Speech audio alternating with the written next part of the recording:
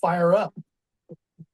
All right, guys, welcome back. Tonight we are going into our third week of the inventory process, going through the four step. And Pat is generously sharing a lot of time with us, and he is returning this evening to continue to take us through that process. And I'm really excited to see where he takes us tonight.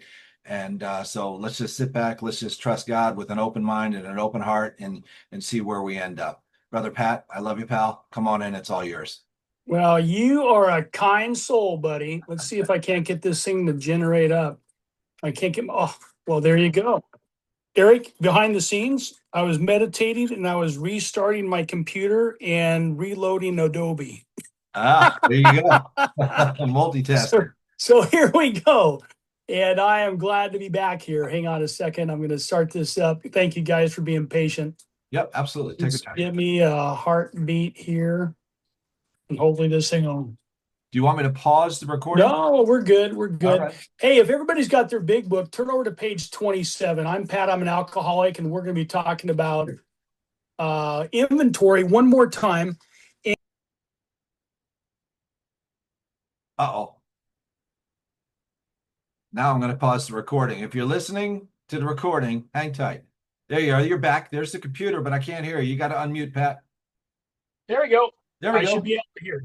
There we go. We got the full deal now. I'll tell you what, Michael K., you would have been proud of me scrambling from behind here, buddy. You really would. I did some IT techie stuff just now. All right. So where we're at on page 26, listen, inventory unlocks so much incredible freedom in this room, in this relationship we experience with God. And one of the areas of inventory that over the years I've seen people struggle with is, what do we do with this thing called principles? We talk about doing individuals, we talk about doing institutions, and then Bill throws in that, $10 word principles. What do we do with that?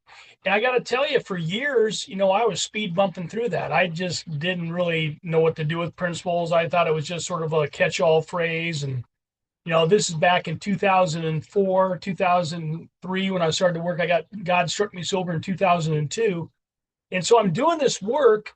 And there's even the guy in my local home group, Bob Olson, who we're going to be sharing some stuff here.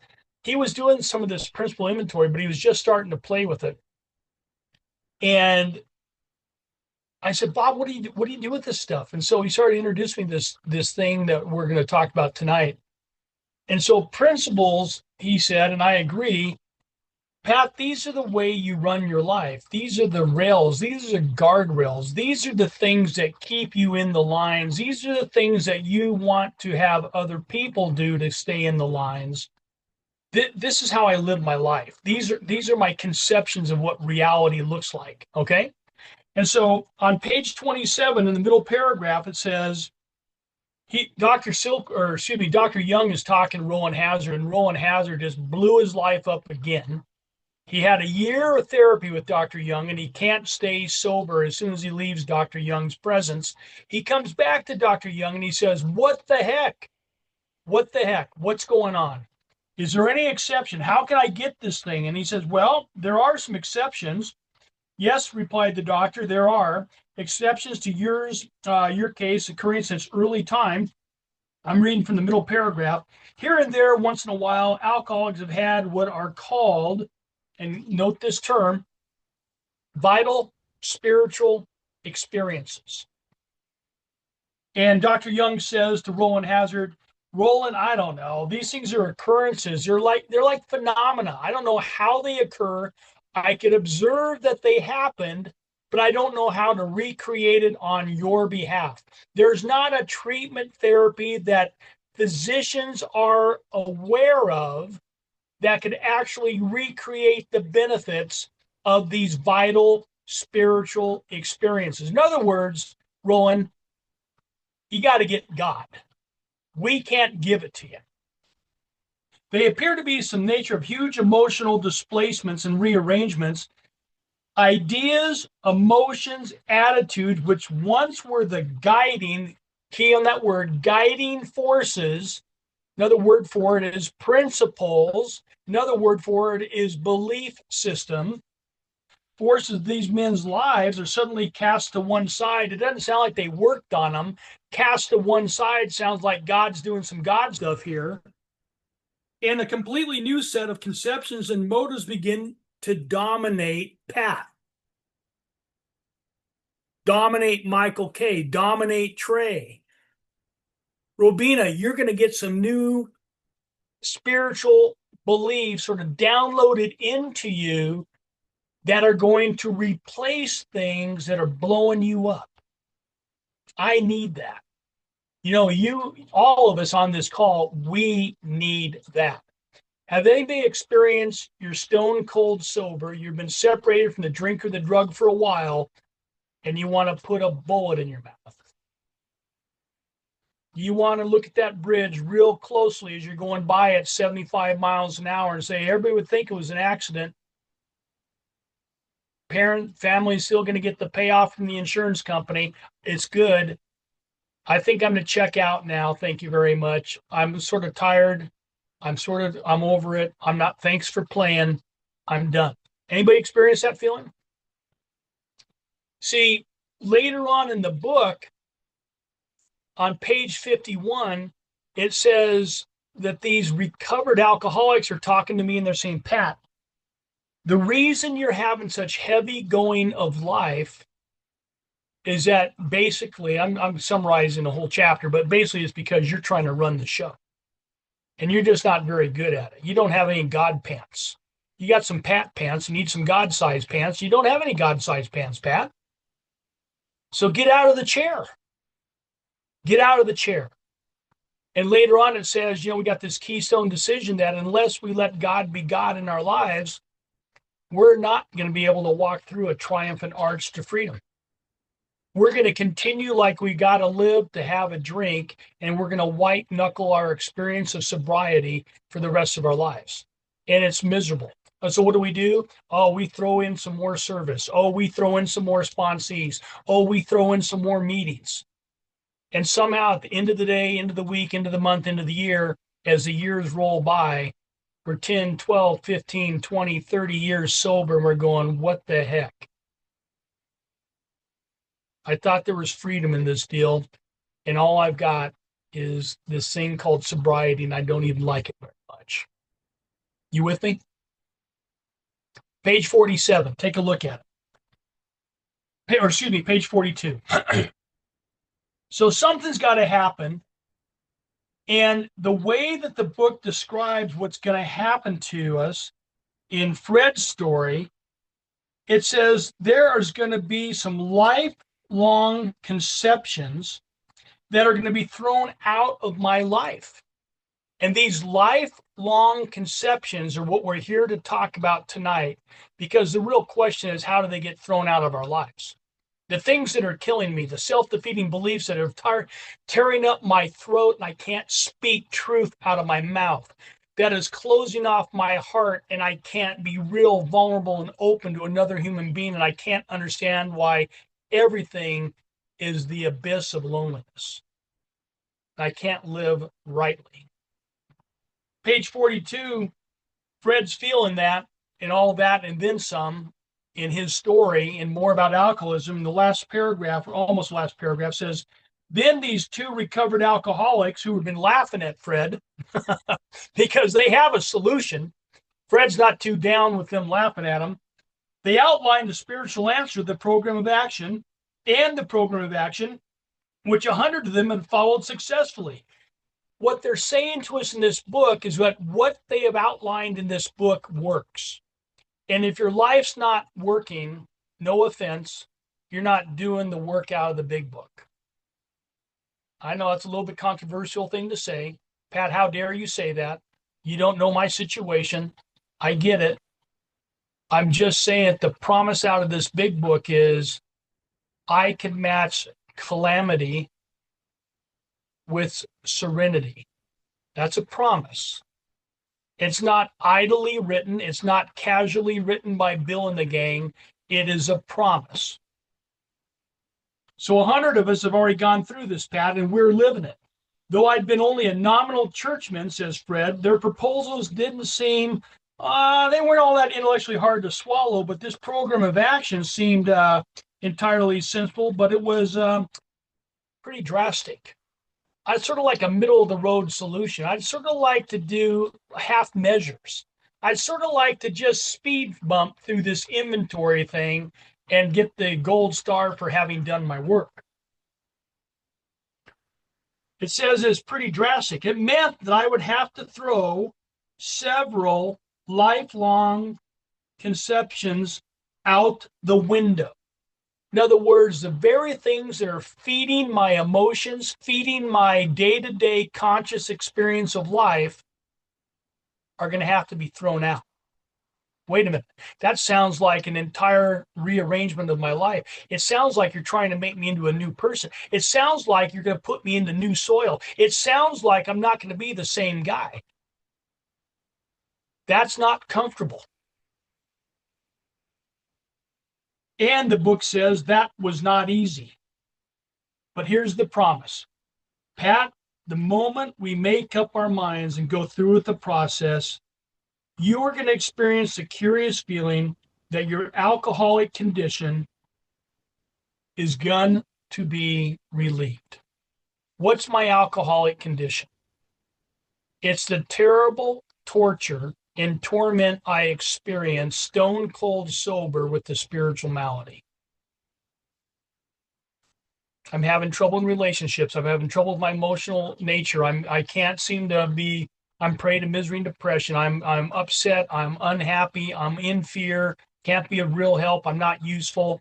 Can't make a living that I'm satisfied. I got problems. Okay, if we set the stage enough that we want to go into this inventory and say, hey, how do I get rid of this stuff? Thumbs up if you guys are ready. All right. I'm going to show you an inventory sheet. I think, Eric, am I already a host or a hostess? Yeah, I co-hosted you, buddy. I co-hosted you in the beginning. Okay, cool. Yep. All right, here we go. I'm gonna go onto my screen, and I got a bunch of this stuff. And what you're seeing are some self-defeating beliefs that I've done. We've got a lot of them uploaded on our BBA Works website. And before we get into the inventory, we're going to go fast through this. It's 5 o'clock my time, 8 o'clock Eric's time. This meeting goes at what time, Eric? 9 o'clock. You got plenty of time, Pat. All right. So we got time, but I want to leave this open for conversation too, okay? A lot of conversation.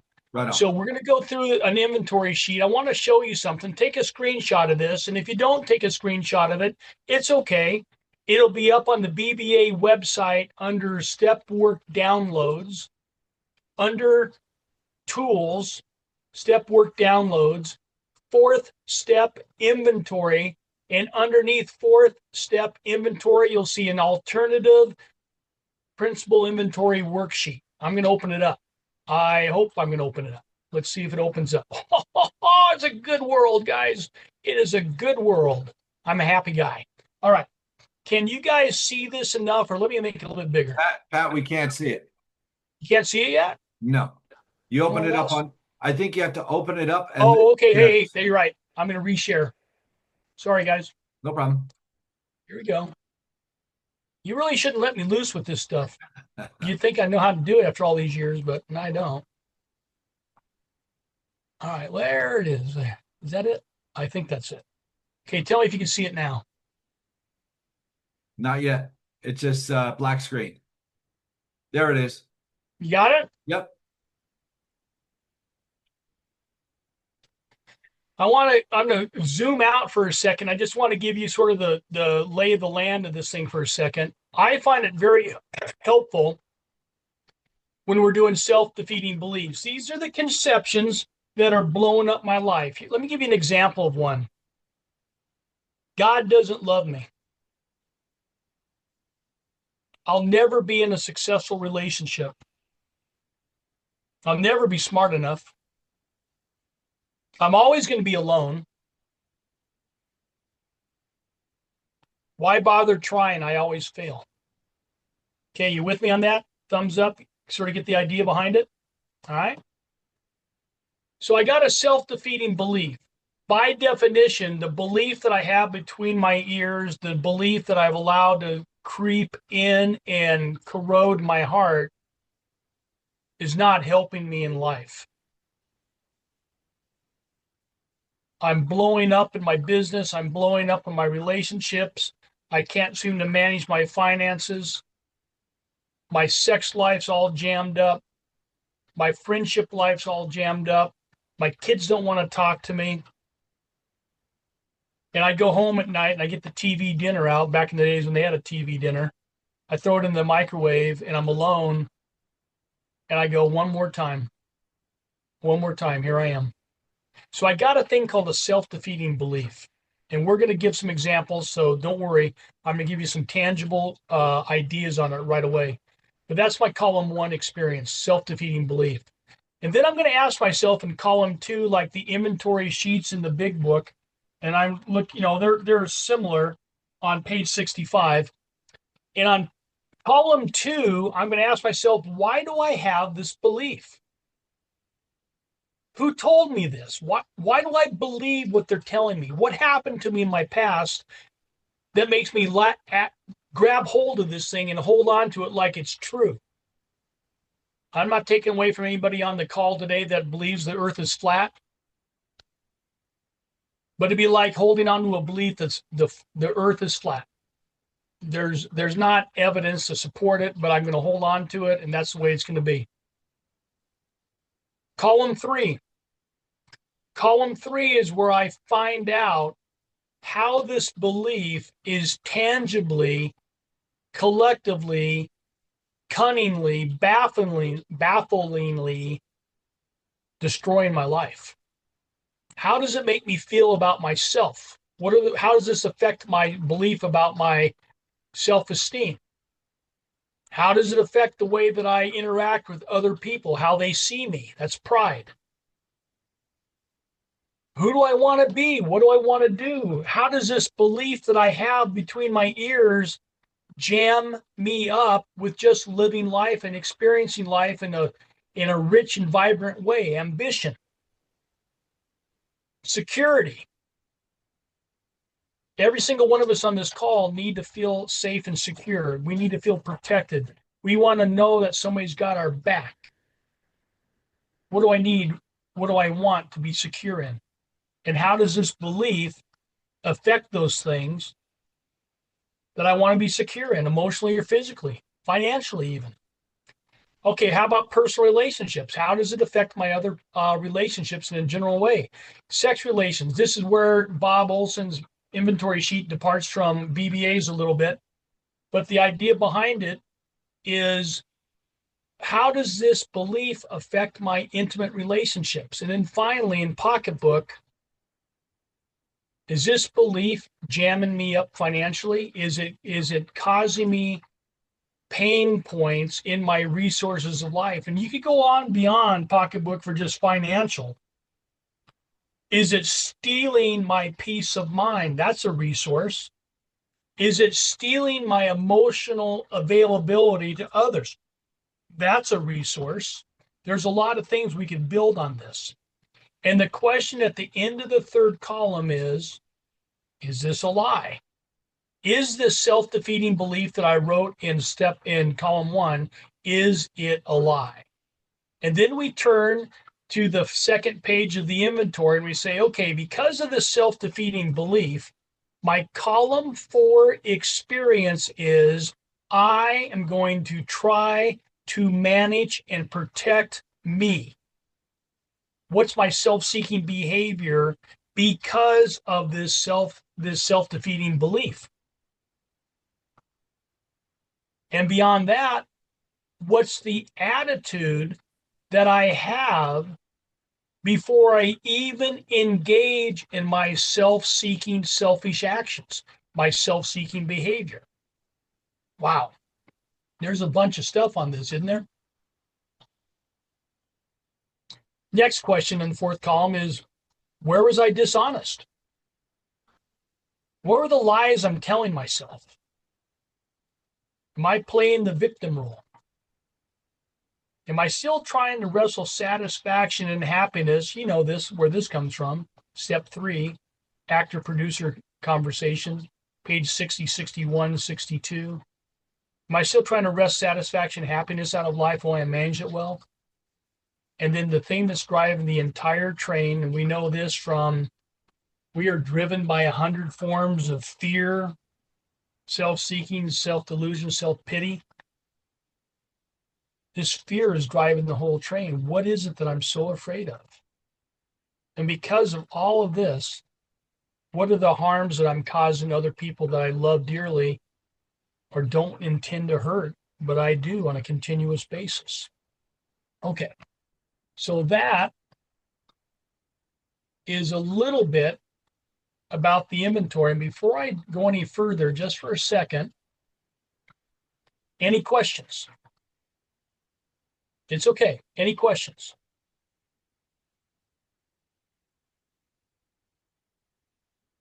Looking like we're okay. All right. You guys ready for some examples? All right, here we go. Let me get this out of the way again. And let's go to an example.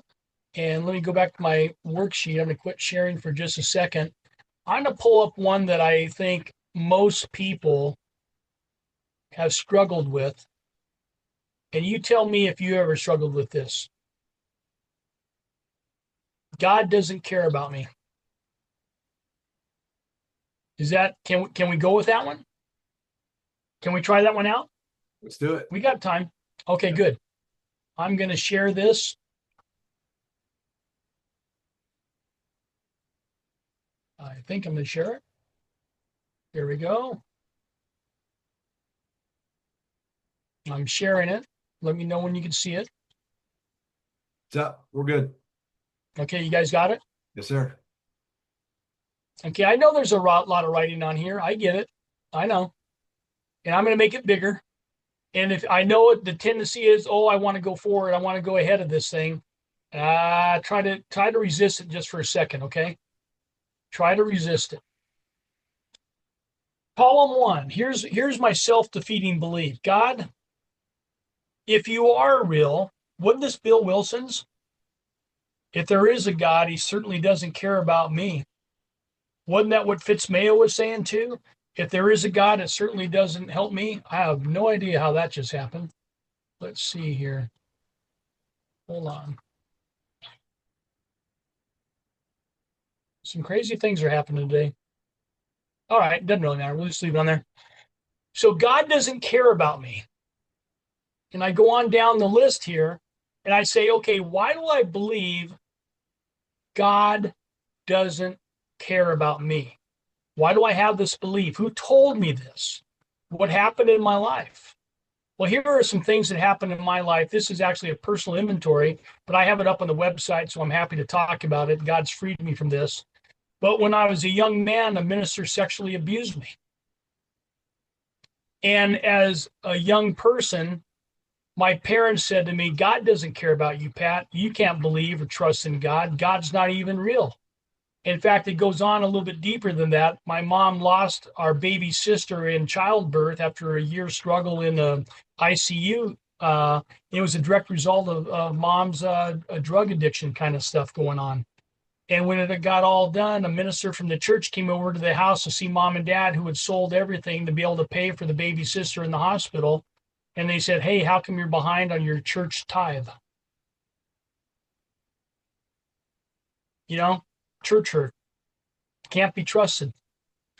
And I also, it was a little bit scary growing up in my house, and it wasn't quite safe in my house. And so my bottom line is, target of my column 2 is God really doesn't protect me or keep me safe. Can anybody relate to that? It's a biggie. It really is. So, you got that stuff going on. And then now we turn over to this thing called the third column, and watch what this thing does to me, okay? See if you can relate to it. God doesn't protect me, doesn't keep me safe. That's why I believe that God doesn't care about me. So I'm going to live my life without God. I'm going to make my own way in life without God. I may believe there is a God out there, but I'm certainly not going to believe that God cares about me. So, for all intents and purposes, I'm a good agnostic. I'm not dependent on God. I'm not relying on God. I'm just asking God to stay the heck out of my way because he hasn't done me any favors yet. And the other thing I said that God doesn't care about me is that for the last 11 years of my run before I got sober, guys, I was asking God almost on a daily basis, God, will you please strike me sober? Will you do something, God? Will you stop the terror and the torture? Will you stop me from losing my first wife, my second wife, my 3 kids, my business, my health, my mind? Snakes are crawling out. God, will you please help me? And there's nothing. There's nothing going on. That was 11 years of that stuff. So here's what I did with my self-esteem. I convinced myself that because God doesn't care about me, I must perform well to be valued by others. Because God doesn't care about me, just being me has no worth. I've got to perform.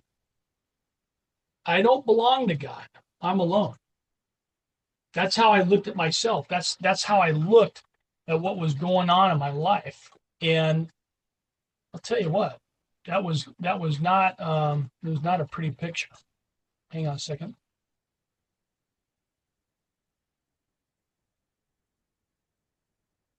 I'm gonna make this a little bit smaller. Okay, good. So now we're gonna go on. Well, because of this belief that God doesn't care about me, this self-defeating belief, how does this belief affect the way that other people see me? Well, people see me as an asset or a liability to be used. If ever God does think of me, it's briefly and not good. So the way that I identify with myself and self-esteem, the way I identify that you look at me in pride, it's generated, folks, a bunch of fear. Out of self-esteem, it's generated a fear of failure. Anybody got that one? It's generated a fear of success. Oh my gosh, I don't know how I did this accidentally, but I don't think I could do it again. It's generated a feeling of not being safe. It's generated a feeling that I'm afraid to be alone. In pride, it's generated a fear of being worthless, not having no power to perform. I don't have the goods. I'm alone. Well, because of this belief, what does it do with my ambition? Who do I want to be? What do I want to do? How does this belief affect that? Well, the truth is, I didn't ever want to admit it to anybody. I desperately wanted to be loved and cared for by God. I wanted to live a life with power. I wanted to be significant, and I wanted to be paid attention to. Anybody ever tell you you're always seeking to be in the center of attention? Right? And because of this belief, I'll never be enough to matter to God. I'll never be enough to matter to other people. So that belief kept me from ever trusting another human soul. That belief kept me isolated from people. It kept me to live surface conditions only. I never told people what I really felt. I sized you up and decided what you needed. That's what I felt.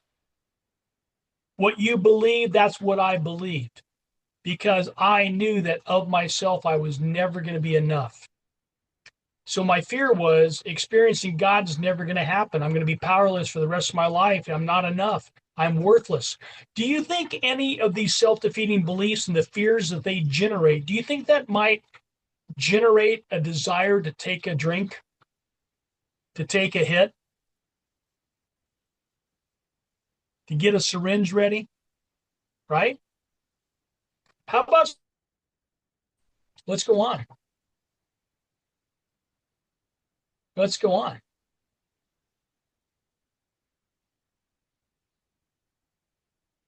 What do you need? What do you want to be secure in? What does this belief affect? How does this belief affect those things? What do you want to be secure in, Pat? And here's what I'm saying, at the end of the day, here's what I need to be okay. I need to matter to you, Eric, and to others to be okay. Eric, I need you to call me constantly. I need you to tell me what a good guy I am. Mary Margaret, I need you to show up in my life and tell me, all sorts of good things on a consistent basis. In other words, I am going to suck the very life out of each of you to make sure you meet my never-ending, insatiable desire to be needed and wanted. Has anybody ever been in that space?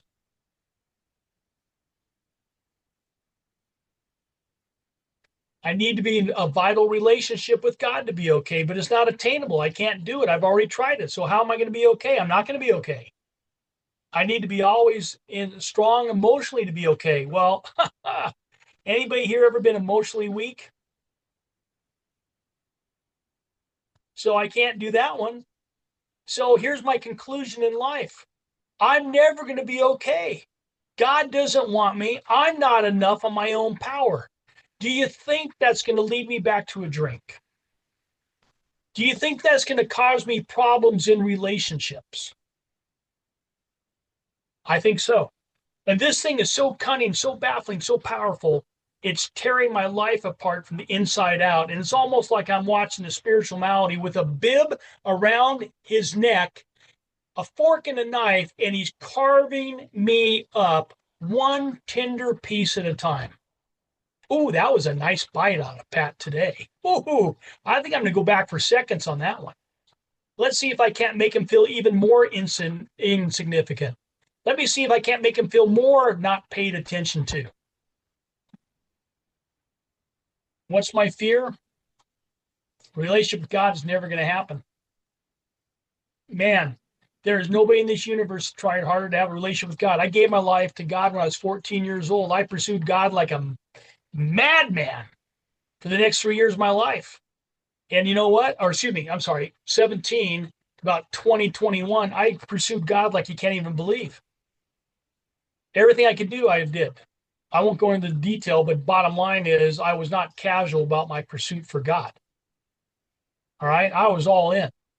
If God's the answer, I'm going there. And I'm not taking prisoners. I'm going for the goods. And my conclusion by age 21 is God is not real. God doesn't care. God can't really be accessed. So for the next 22 years, I lived independently, I thought, from God. Little or no thought about God. I'm going to live my life my way. It'll be all right. Well, I don't even know how many adulterous affairs I had. I don't know how many times my partners fired me or wanted me out of the company. I don't know how many times, I got to the place where my dad didn't even grow up knowing my kids. We lived 2 miles away from each other. I couldn't stay in a relationship. I had a divorce number 1, I had a divorce number 2, and my kids say, if I ever see you again, it'll be too soon. Thank you very much. And if you do die, make sure you're alone. We don't want to go with you. Now, I'm not exaggerating. That's just the way it was. And I didn't know what was wrong, folks. I couldn't put my finger on it. And I kept crying out to God, and God wasn't there to cry out to. I couldn't reach him. So a relation with God is not possible. I'm disposable. I can't protect myself. I can't make myself emotionally secure. I'm powerless. How's this inventory doing for you guys so far?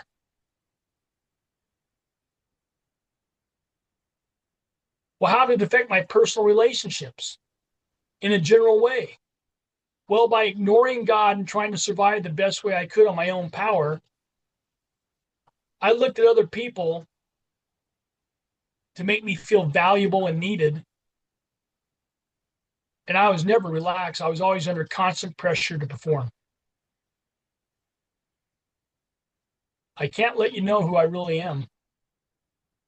I got to always have the answers. Somebody asked me a question, I know the answer before he even finished the question. Oh, yeah, I know about that. So I'm going to chase. And my fear was underneath everything is I don't have anything to contribute to anybody, so stay away from people. Don't let them get close. Stay alone. Well, I'm afraid to be alone. But you can't be with people because they'll find out. Do you see the dilemma? I am disposable. The spiritual malady is telling me on a consistent 24/7 basis that I am worthless. The spiritual malady is telling me I have nothing to offer. The spiritual malady is telling me I'm a mistake. The spiritual malady is telling me that you have no power and you never will. It's a lie from the pit of hell. But let me tell you what, that is what we're up against. And the malady's been at this a little bit longer than we've been alive. All right? And it doesn't ask permission to come in and brutalize us. This is what we're up against. All right, let's go a little further. How about intimate relationships? Well, first of all, I'm scared of God, so that's not going to happen. That's not going to be an intimate relationship. At a deep level, I'm worthless, so I don't have anything to offer to other people, and so I'm going to avoid intimate or close relationships. If you wanted to take me to a psychologist and have her analyze my relationships, she'd say, Pat doesn't know how to emotionally connect to another human being. We're not quite sure if Pat's not a sociopath. Eric, can you believe that? Oh, all too well. And you know what? I was believing that. I was going to counselors. I was going for help. I was seeking help everywhere I could find help. And they were all coming up bupkis. They only had an answer. None of them had an answer. And I'm not pushing away on the psychological community. That's not my point. My point is what I needed was deeper than what humankind can do. And I was dying a terrible, tormenting, torturous death. So I'm alone. I'm in the dark. I'm never, ever ending depression. I'm taking meds for depression. There's not a day that was going by in the first 2-3 years of my sobriety and all the years leading up to my sobriety that I didn't have a conscious, very real conversation with myself about suicide. Can anybody relate to that?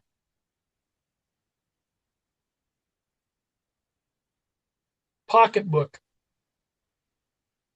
How did it affect me financially? I was in a sales business and I had to be comfortable and confident to take on risk.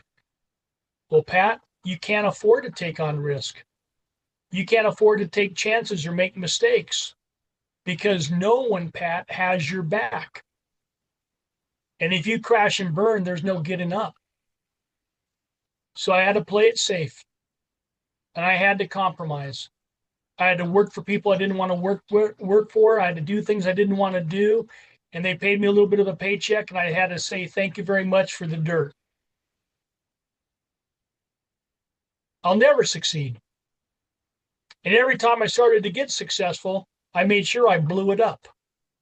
And I didn't even know how I did it, but I kept blowing it up. I was in a constant battle with major depression. I couldn't continue to perform. And I was losing everything. What was that fear? I was scared to try. I was scared to risk. I was scared to fail. I was scared to succeed. And I can't, C-A-T, I can't take care of myself. I couldn't take care of myself. There's no way I couldn't take care of myself. So the question at the inventory, and let me just go with this for a second. Hold on.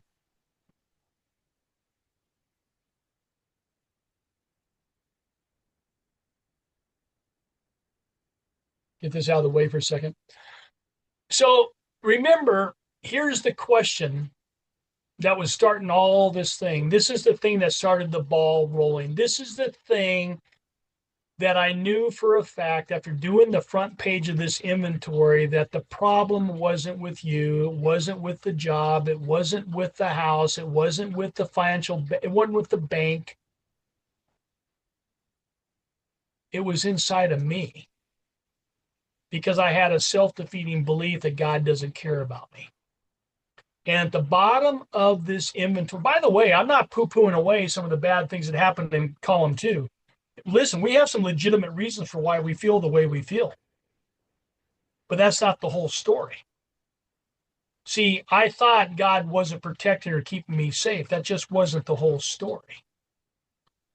So at the bottom, after I'm looking at all of these areas of self, self-esteem, pride, ambition, security, personal sex relations, pocketbook, and all the fears that they generate, I got to ask a fundamental question. Is this whole thing that I've written down, this difficulty that I'm having in my third column, these difficulties that I need God to take away from me, this bondage of self that I need God to free me from, third step prayer, is this a lie, Pat, that you're absolutely telling yourself? And the answer is absolutely, it's a lie.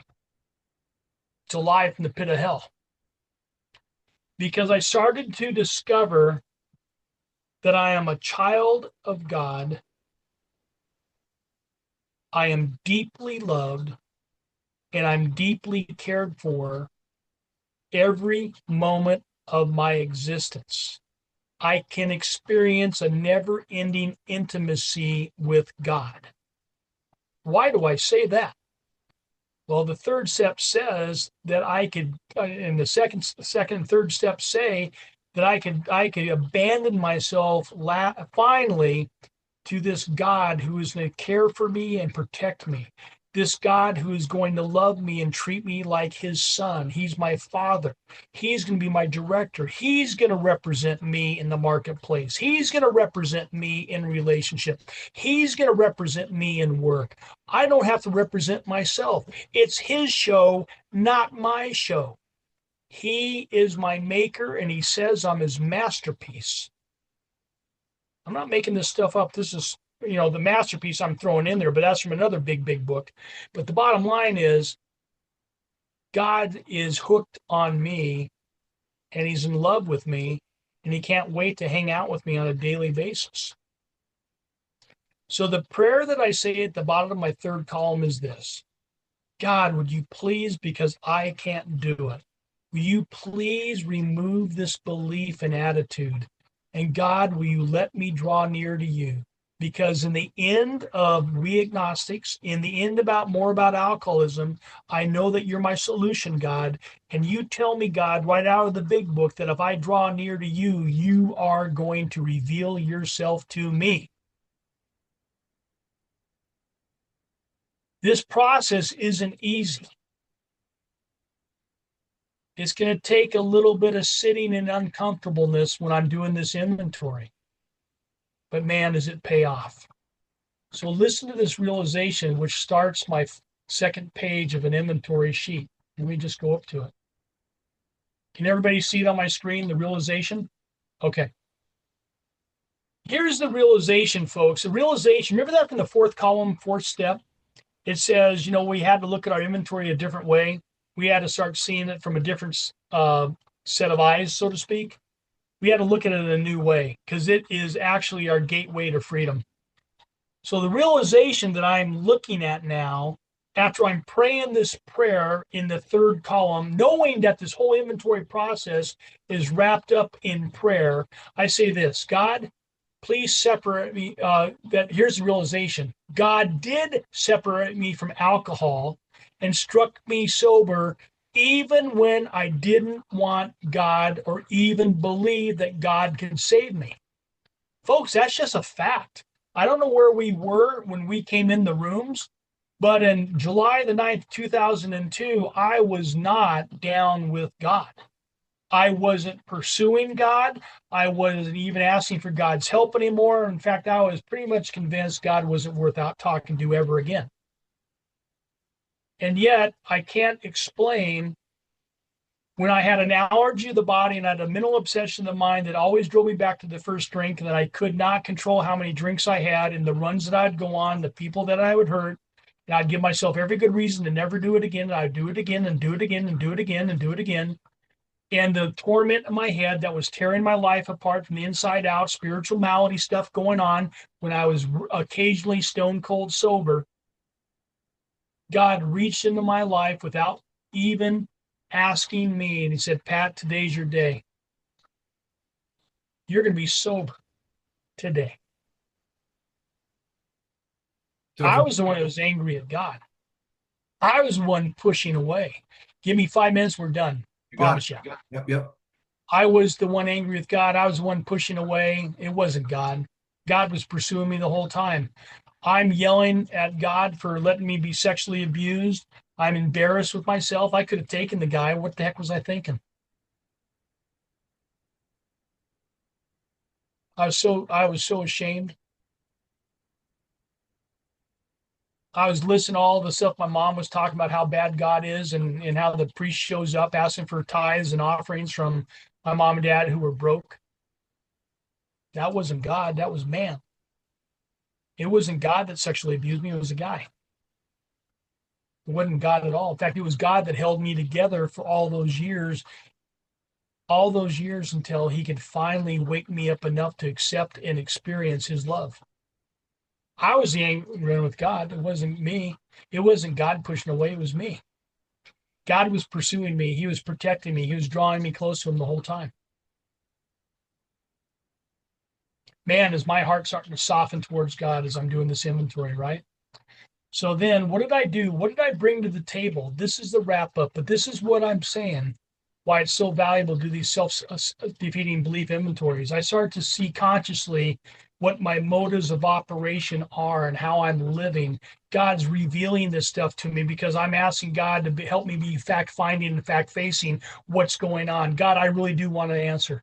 I really do want a freedom. Well, my self-seeking behavior was I'd get angry and hateful to anyone talking about faith in God. I'd play the victim. God doesn't want me. I'd avoid anything spiritual. I gave up on God. I went to every self-help seminar, workshop, guru to find help. I was a Tony Robbins buddy. I was there. I'm doing the deal. I got my feet ain't burned up. So I went all this self-help stuff, right? I went all the self-helping books. Oh man, guru, if you're a guru on self-help, I'm there. I'm going to go harness my inner power. The problem was there wasn't any. I need God's power. Well, what's my attitude behind this? Well, my attitude and why I did all these things in self-seeking behaviors because God is not practical and is not interested in me. I need to find my own way out of this hell. I got to find the door. I got to find the ladder. I got to crack open the window. I got to be the one that figures this thing out. Oh, pathetic, right? Where was I being dishonest? What were the lies I'm telling myself? Well, here's the truth, guys. I really didn't want God to run my life. I just wanted some of the consequences of my life to stop. I just wanted comfort. In fact, what I wanted to do with God is use him as a Pez candy dispenser. I just wanted to use him. I didn't want a relationship with God. I didn't think it was possible, so I wasn't going to pursue that. I just wanted to use God for my purposes, my gain, my way. And I thought I could control God by pleading with him to give me what I wanted. God save the job. God save the marriage. God save the kids. God save my health. God save the place I'm living. God save the Suburban for crimini's sake. It's cold outside. I'm gonna freeze out there this winter. It was bad. I don't want my life to be with God. I never truly considered God's point of view about me. Do you realize that God has a view of me? He wants a friendship. He wants a relationship. He wants intimacy with me. That was a new thought. And what was my fear driving all this stuff? Even if I go all in for God, it still won't work. I'm too broken to be fixed. Can anybody relate with that statement?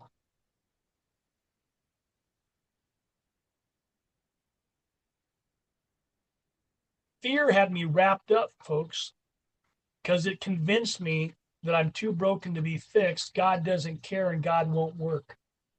So it owns my life. And the only thing I'm left with is me trying to do me on my own terms. And it's an absolute self-will run riot. It's a tire fire.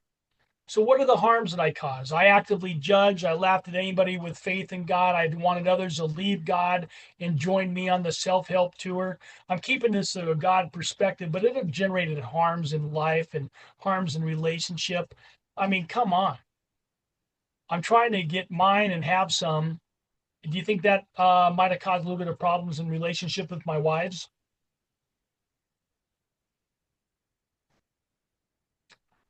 Stealing from the company, that shouldn't cause a problem with the boss. Not doing my job, sloughing off, avoiding work, that shouldn't be any big problem. I'm harming people wherever I go because, see, I don't have the emotional bandwidth to shift. Can you see this, how this all pulls together? Eric, is this making sense? Oh, yeah. All right. And so at the bottom of this inventory, here's the prayer, and we're going to open it up for discussion. God, would you please forgive me for thinking that you were good as dead to me? God, would you bring me into a relationship with you that will set me free to live by your power and your way and your love? Amen. I take this inventory, and this is the end of the inventory, like this segment, this one item. But the beautiful part of our process is I get to take what I found objectionable about this inventory into my step 5 experience with my sponsor, with the person I'm reading my inventory to, and we get to pray and talk and confess together about this. And then I get to take it into a step 6 experience going, God, I cannot get out of my own way. Unless you do something in my life, God, I'm going to be trapped forever. I am willing, I am willing to have you remove all of this stuff. I think I'm ready for a step 7 experience. God, do the deal, man. Go crazy. Have your way with me. All right, guys. That's a sample of self-defeating belief inventory. What do you think? I'm going to close out the share. Wow. Thank you.